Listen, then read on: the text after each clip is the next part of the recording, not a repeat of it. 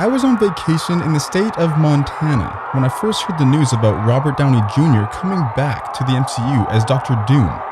And I didn't think much of it because I don't get shocked or surprised very easily. Unless my wife tries to scare me by jumping out of the closet, then I do one of these. And then I sometimes fall to the ground like I'm trying to hide from the Eye of Sauron.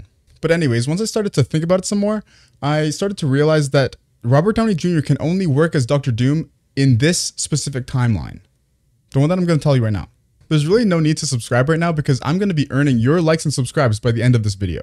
In Earth 11029, Victor Von Doom tricked Tony Stark into an experiment during college, where his mind was transferred to Tony's body while Tony's mind was transferred to Doom's body, with his memory erased. Blamed for carrying out prohibited research, Tony was kicked out of college and forced to live a life of hardship as a Latvian commoner. Tony was pretty discouraged, but Tony worked really hard, reaching success in the field of industry and innovations in the country of Latveria. His profound discoveries began to annoy the economic power of Stark Universal, led by Victor Von Doom in Tony's body. Doom then tried to end the success of his own company, Doom Industries, by wearing an armor that he designed to sell to the highest bidder and sabotage the main Doom Industries research center. But Tony responded by wearing armor of his own invention, designed to rescue operations. The two clashed in an epic battle, but in the end, Tony defeated Doom, who finally revealed that he was the real Doom in Tony's body, and that in exchange for his freedom, he would reveal the truth about the experiment. But Tony replied that the name of Tony Stark in the world was associated with greed, cruelty, and lust for power,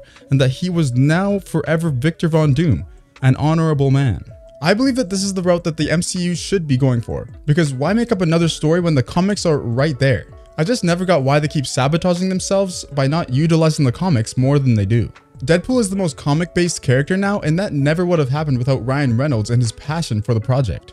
There's also a couple theories I found on Reddit that could also be a possibility. However, knowing Disney, they might just ruin themselves again, but I am optimistic that they'll make the right choice this time. This theory is pretty similar to the other one I just mentioned, except the only thing that's actually similar about it is that he goes to college in this one too. Alternate universe Tony Stark, born to Howard and Maria Stark. However, in this version, Howard is killed when Tony is young, perhaps related to some SHIELD activities, maybe even by the Winter Soldier. Maria goes on to marry Werner Von Doom, who adopts Tony. When he turns 18, Tony Von Doom, a genius but troubled young man due to his turbulent youth, returns to America to go to college. While there, he gains the nickname Victor due to his annoying habit of every time he succeeds, he says, "In this as in all things, I am the victor."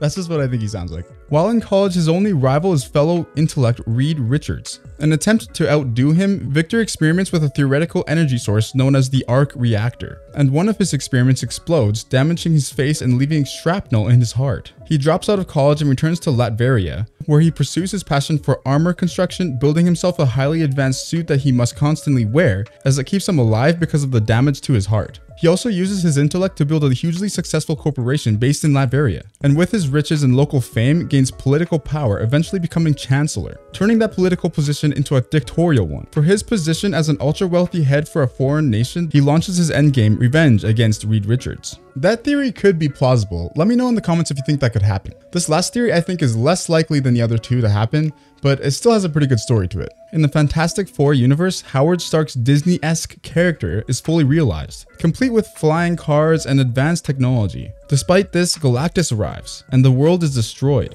Tony Stark escapes in a multiverse pod, and he arrives in the 616 universe before the Fantastic Four. Landing in a different part of the world, he witnesses the Avengers' actions and may even have a loved one blipped. Although he looks like Tony Stark, he's cursed by his appearance. Inspired by seeing Tony on TV declaring, "I am Iron Man," he designs a mask to hide his likeness and pursue a different path. Motivated by the death of his universe and a harsh life, he learns magic and develops his technology, somewhat of a Batman-esque training journey, which explains his lack of action in the other phases, which transforms him into Dr. Doom. He waits in the shadows, prepared to save the universe in his own villainous dictatorial way when the Fantastic Four arrive. The only problem I have with this theory is that why, if he looks like Tony Stark, why wouldn't he just use that to his advantage instead of hide it away? He could have taken Stark Industries and kind of ruled the world from there, starting from the beginning, but I don't know.